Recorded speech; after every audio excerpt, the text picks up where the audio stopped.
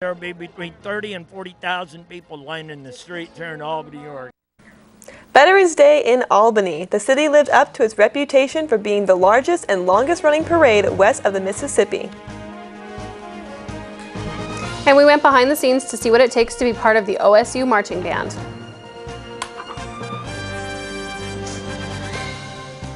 Finally, reporter Allison Headley gives us a report from the Chi Omega's 9K Run Philanthropy. We'll have all that and more on tonight's episode of the Beaver News.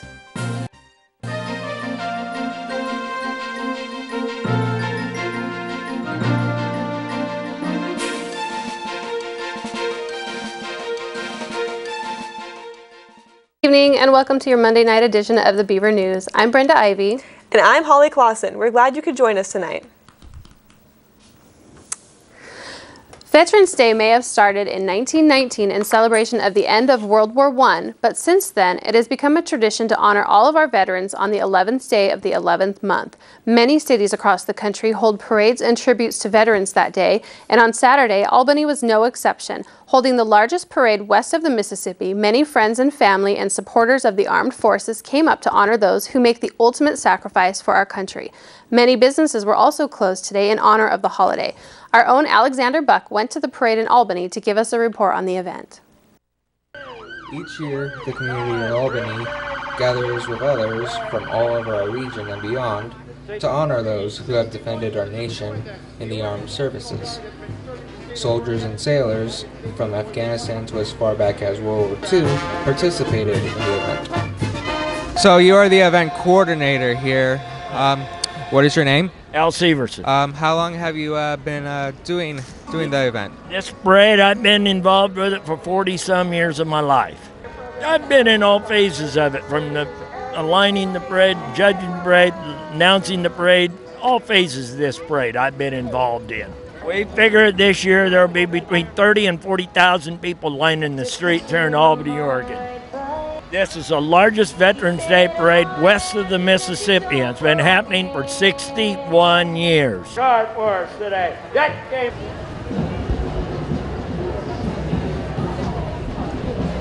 92 years young. What is your name? My name is Julie Eddings. What branch of the military are you? I'm in the United States Air Force, Air National Guard in Portland. I am a Command Chief Master Sergeant E9. What do you think of today's turnout? I thought it was great. I had the first opportunity to actually be in the viewing stands to watch all of the veterans that support our efforts and some of our active duty units out there marching.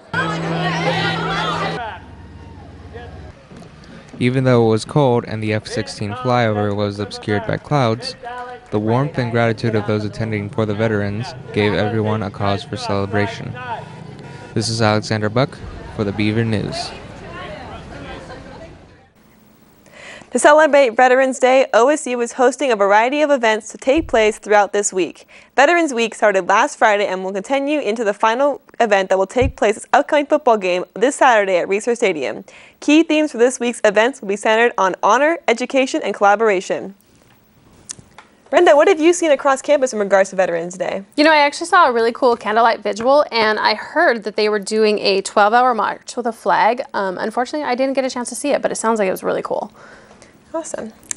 And actually, last Friday, November 9th, students from the Air Force ROTC program paid respect to the past Oregon State students who are currently classified as missing in action. Friends and families of the students and soldiers paid their respects and watched the honorary ceremony that took place in the MU on Friday. The ceremony included a guest speaker and a 21-gun salute for the soldiers. Now, while the football team may have seen their national championship dreams dashed in Palo Alto this weekend, the women's rugby team was also at Stanford this weekend, and they came home winners. The women are now headed to nationals after winning an undefeated weekend of 9-0 and being ranked #1 seed on the West Coast. This past weekend, the OSU Army ROTC program participated in the annual ROTC Rangers Challenge. The ROTC Challenge takes place in Monmouth at Camp Adair, where the variety of schools from a Pacific region come together and compete in graded events. Each school is allowed a team of 9 cadets to participate in the challenges, which includes tests to challenge the team's physical fitness, the navigation skills and weapon skills. Well, it sounds like we have a lot of hard workers here on campus with the rugby team, the ROTC program, and even the school's marching band. This weekend I dropped by one of their rehearsals to see what these pros do in action. 7 hours a week. That's how much time the OSU marching band dedicates week after week to perfecting their craft, with drill charts, symbols, and assigned numbers to keep everyone in their place. From an outsider's point of view, it seems inevitable that students will crash into each other. But these guys don't. They are pros, some having years of experience, some new to marching band. All show up knowing how to play an instrument and all work together to learn to play OSU style.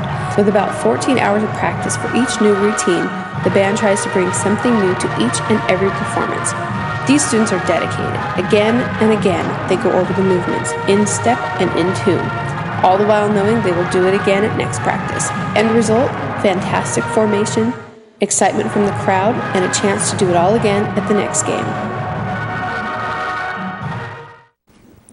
And that school spirit that the band demonstrates is working to the school's advantage. According to new figures released by last Thursday by the Oregon State University Systems, student enrollment at OSU has set another record, with just over 26,000 students. The figures showed an increase of 5.7% in the fall quarter 2012 over fall quarter 2011. Enrollment in Corvallis campus alone rose from 24,000 last year to over 26,000 this year. The OSU campus in Bend has increased enrollment as well. And our town of Corvallis is getting a boost from all that enrollment too. Corvallis was voted one of the top college destinations in the country by the American Institute for Economic Research. Out of 277 college areas, Corvallis made the list at number 5 due to its city accessibility, earning potential, and degree attainment, among other categories. The study also showed that small towns are fairly recession-proof thanks to the business the college brings to the local economy. And with so many students here in Corvallis, it's nice to see that some of them are giving back to their community. In fact, one group is going as far as to try to restore the natural environment. On November 5th, a group of Oregon State students from Steve Cook's Geosciences 300 class spent a few hours in the mid-morning in an effort to restore the local wetlands. The students' mission was to take weeds from clippings from the Benton County Fairgrounds in Corvallis and replant them on the outskirts of what used to be a lumber mill. The wetlands restoration program has been going on since 2009. We have a lot of different groups on campus that give back to the community, and one of those groups is the Greek community. They really do a lot. That's true, and in fact, last Saturday, Chi Omega organized a 9K run as a way to get to the community involved with the Make-A-Wish Foundation, and our own Allison Headley went to the reports to have a look. Good evening, Oregon State. I'm Allison Headley, your Wednesday night anchor for the Beaver News, and we are at Avery Park here at the Chi Omega 9K inaugural philanthropy. And I am here with Chi Omega's philanthropy chair, Elizabeth Allman. We are at the 9K relay race. It's the first one ever for Chi Omega. So Elizabeth, what gave you the idea to do a 9K versus another activity? I just kind of lately got really into running, and I just really wanted to do something that was different from other houses' philanthropy, so I thought, why not have people run? That's a good idea. How many wishes do the Make-A-Wish Foundation grant a year? I'm not sure per year, but it's 38, or every 38 seconds is one wish, so it's a lot. So far, they are past 200,000. Oh, very cool. Yeah. So how much money did you raise from today's event? So far, we're at $7,000. Oh, congratulations. And what was your goal for this event? 5,000. Okay, so congratulations on surpassing that. Yeah. So how many people are actually running in the race today? We have about 100 people running. And then what other events did you do throughout the week? We had check-ins in the quad, and then we had a best-looking baton contest. So each of the teams got to decorate like a classic relay baton. And then we also had a Facebook liking contest for the most creative team theme. So the teams got to kind of dress up however they wanted and post a picture. All right. Well, thank you very much, Elizabeth. Congratulations on the event. Of the races did you guys run in? I got the short second one. Okay. And then we all had the first one. Okay, and how long was the first leg? It was a little over a mile and a half. It was a little over a mile and a half, yeah. And then how did you guys feel after running in the race? I felt great. I mean, do you feel like your house was going to win the competition? Of course. Pretty good. Yeah. It's pretty close. Not our team, but our house. Okay. Chi Omega raised $7,200 for the Make-A-Wish Foundation from this event. That is almost 2 wishes. Delta Chi Fraternity and Delta Delta Delta Sorority won the event. Congratulations to both houses. I'm Allison Headley with the Beaver News. OSU Admissions reports that students on campus represent all 50 states and more than 90 nations. If you've wondered about the different cultures of students on campus, tomorrow night is your chance to get a little more information. Into Oregon State University is sponsoring its International Fair at the International Living and Learning Center from 6 to 7:30 to celebrate International Education Week. Along with the information, there will be dancing, art, and food from the home countries of some of our students. You can check out the Into Oregon State website for more information on the activities they will be holding this week. When it comes to thinking about the future, majority of OSU students are looking towards their careers. However, one group of Oregon State alumni graduation did not kill the Beaver spirit. The Beaver Geezers racing team consists of past OSU students who now spend their free time building and racing Volkswagen vehicles. Their fastest vehicle, the Orange Thunder, a 1958 Volkswagen sedan, currently holds the record for the world's fastest stock 36 HP Volkswagen for its speed of 82.4 miles per hour at the Mojave Mile back in May. Oregon State University is one of only 2 universities in the U.S. that is designated as a Land, Sea, Space, and Sun grant destination. And because of the Sea grant, part of the OSU campus includes the Hatfield Marine Science Center in Newport. In addition to its research facilities, the Hatfield Marine Science Center also has a visitor center where you can get up close with many of the sea creatures of the Pacific Northwest.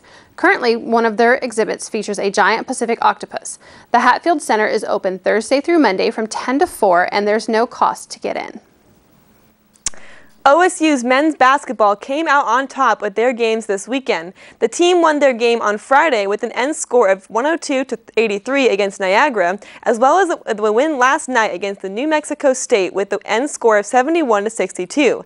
The Beavers hope to continue their winning streak with the game against Alabama in New York on Thursday, November 15th.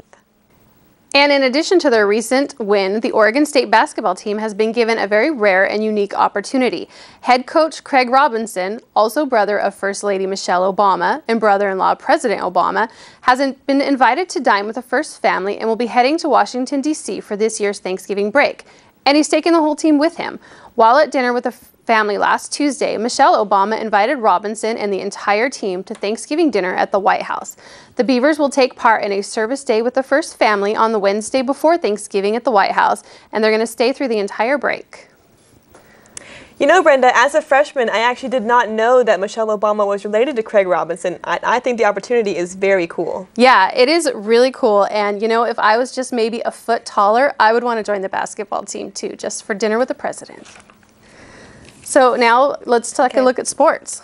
The number 13 Oregon State football team traveled to the number 16 Stanford this weekend. The Beavers played a solid defense as they forced 4 turnovers on the day, but it was still not enough to overcome the Cardinal as they lost 27-23. Storm Woods had a solid day rushing for 94 yards against the best rush defense in the Pac-12. After falling behind 14-0, Oregon State led 23-14 late in the third quarter. The Beavers started with their comeback with a solid ground attack that would lead to Teron Ward's 7-yard touchdown. It was also the first rushing touchdown allowed by Stanford since October 6th game against Arizona, a span of 17 quarters. After this weekend, the Beavers are ranked number 15, and this Saturday at 7:30 p.m. they face the Cal Golden Bears here at Reser Stadium. Well, it looks like that's all the time that we have for you guys tonight, so thanks for joining us, and be sure to tune in tomorrow night as well. Have a good night, everyone. I was expecting you to